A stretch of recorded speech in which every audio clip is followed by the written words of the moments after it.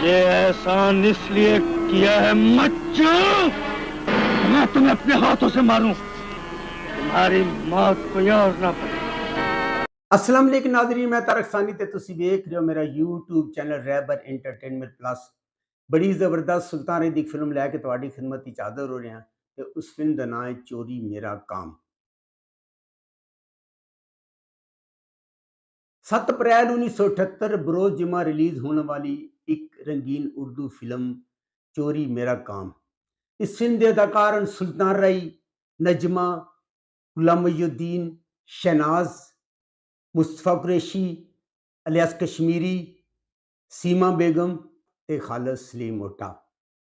हदियात Iqbal Kashmiri, film साज शहनाज इकबाल, मुसन्निफ इकबाल कश्मीरी ते दा म्यूजिक दिता है कमाल अहमद ने।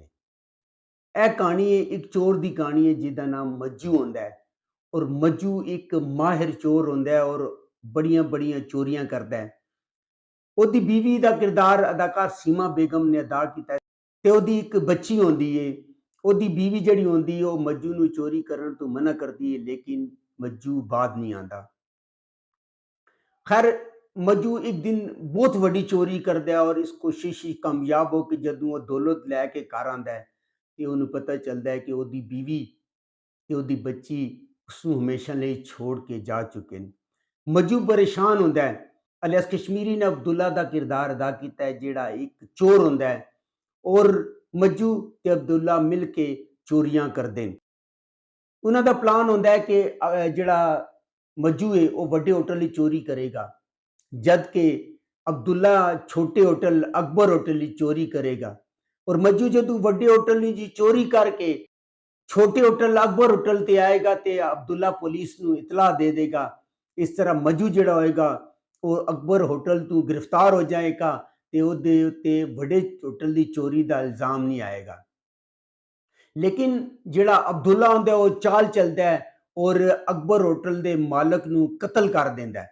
और कतल करन तो बाद जदों वो मज्जू होटल के अंदर होंदा है वो पुलिस नूं इतला देंदा है ते पुलिस आके मज्जू नूं गिरफ्तार कर लैंदी है। और जदों मज्जू नूं पता चलता है कि अकबर होटल के मालक नूं कतल कर दिता गया है, वो बहुत परेशान होंदा है और जिहड़ा अब्दुल्ला होंदा है वो सारी दौलत समेट के फरार हो जाता है। बाजुओं पर बड़ा भरोसा है और मुकद्दर पर नाज।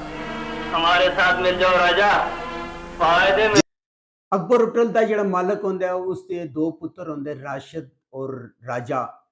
बाप के कतल तो बाद वो बाप की लाश देख के उथों डर के नस जाते हैं और दोनों भरा भी छड़ जाते हैं। राशिद गलती ना ट्रेन में सवार हो जाता है। जिहड़ा नासिर उर्फ राजा होंदा है उसकी मुलाकात सईदा नाल होंदी।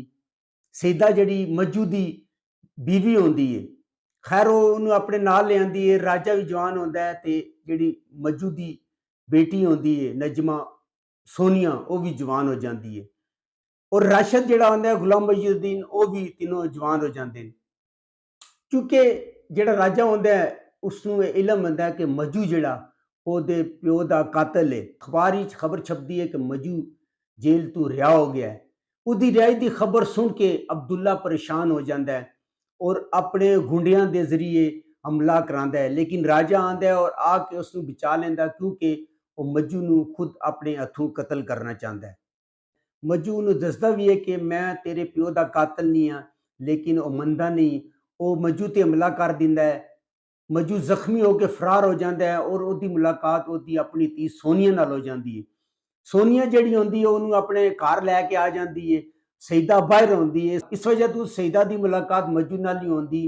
जदों सईदा वापस आती है तो मज्जू मौका पा के फरार हो जाता है। जिहड़े अब्दुल्ला के गुंडे होंदे हैं वो राजे ते हमला कर देंदे हैं और उन्होंने काबू करके बन लैंदे हैं। पर जदों अब्दुल्ला नूं पता चलता है कि राजा जिहड़ा मज्जू नूं कतल करना चाहता है तो वो चाल चढ़ता है और इस चाल के तहत वो राजे नूं छड़ देंदा है। क्योंकि अब्दुल्ला नूं पता होंदा है कि अगर राजे ने मज्जू नूं कतल कर दिता है ਉਹਦੇ रास्ते का जिहड़ा वट है वो हमेशा लिए हट जाएगा। अब्दुल्ला रुपोश हो जाता है। पुलिस मेरा पीछा कर रही है मगर मुझे अंदर आते देखा नहीं देखा मुझे अंदर आते। आज नहीं देखा मगर कल तो देख। इस फिल्म के अंदर राशिद जिहड़ा हुंदा गुलाम मुइनुद्दीन उसने कोई खास काम नहीं किया, ना ही कोई उहदा अच्छा काम सी और गुलाम मुइनुद्दीन इस फिल्म के अंदर कोई अच्छा तासर नहीं छोड़ सकिया।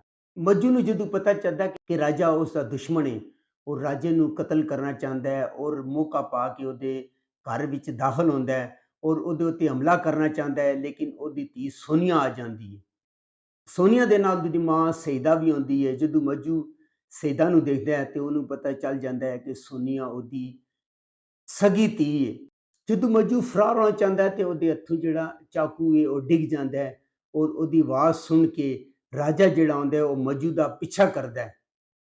इधर जिहड़ा मज्जू हुंदा है वह अब्दुल्ला नूं ढूंढ लैंदा है, कातलाना हमला करदा है। राशिद आ जांदा है और राशिद उहनां दे दरमियान दीवार बन जांदा है। राशिद नूं लड़दियां वेख के राजा भी आ जांदा है और छुरी दे वार करके मज्जू नूं ज़ख्मी कर देंदा है। राशिद ते नासिर एक दूसरे नूं पछाण लैंदे ने, उहनां नूं पता चल जांदा है, दोनों आपस च मिल जांदे ने ते अब्दुल्ला सारी दौलत लैके फरार हो जांदा है और जदों वो फरार हो रहा हुंदा है ਉਹਦੇ ਰਸਤੇ ਦੀ ਵਾਰ ਮੱਜੂ ਆ ਜਾਂਦਾ ਹੈ। ਮੱਜੂ ਆ ਕੇ ਉਹਦੇ ਹਮਲਾ ਕਰਦਾ ਹੈ ਔਰ ਹਮਲਾ ਕਰਕੇ ਦੋਨਾਂ ਦਾ ਮੁਕਾਬਲਾ ਹੁੰਦਾ ਹੈ ਔਰ ਉਹਨੂੰ ਕਤਲ ਕਰ ਦਿੰਦਾ ਹੈ। ਅਬਦੁੱਲਾ ਨੂੰ ਕਤਲ ਕਰ ਦਿੰਦਾ ਹੈ ਔਰ ਉਹਦੀ ਲਾਸ਼ ਲਿਆ ਕੇ ਰਾਜੇ ਦੇ ਪੈਰਾਂ 'ਚ ਸੁੱਟਦਾ ਹੈ ਔਰ ਉਹਨੂੰ ਦੱਸਦਾ ਹੈ ਕਿ ਤੇਰੇ ਪਿਓ ਦਾ ਕਾਤਲ ਮੈਂ ਨਹੀਂ ਹੈ, ਬਲਕਿ ਇਹ ਜਿਹੜਾ ਅਬਦੁੱਲਾ ਹੈ ਇਹ ਤੇਰੇ ਪਿਓ ਦਾ ਕਾਤਲ ਹੈ। ਸਈਦਾ ਤੇ ਮੱਜੂ ਮਿਲ ਜਾਂਦੇ ਨੇ ਔਰ ਮੱਜੂ दम तोड़ देता है। बड़ी ही ज़बरदस्त फिल्म है और इस फिल्म के अंदर सुल्तान रही ने अच्छा काम किया है। गुलाम मुइनुद्दीन को अच्छा काम ना कर सकिया, लेकिन सुल्तान रही और मुस्तफा कुरैशी ने बड़ा ही जानदार काम किया है। फिल्म यूट्यूब पर मौजूद है, तुसी जाके वेख सकते हो। और अगर तुहानू मेरी मालूमात अच्छी लगी हो मेरे चैनल को लाइक करो, सब्सक्राइब करो, शेयर करो। ते नेक्स्ट वीडियो तक रब राखा।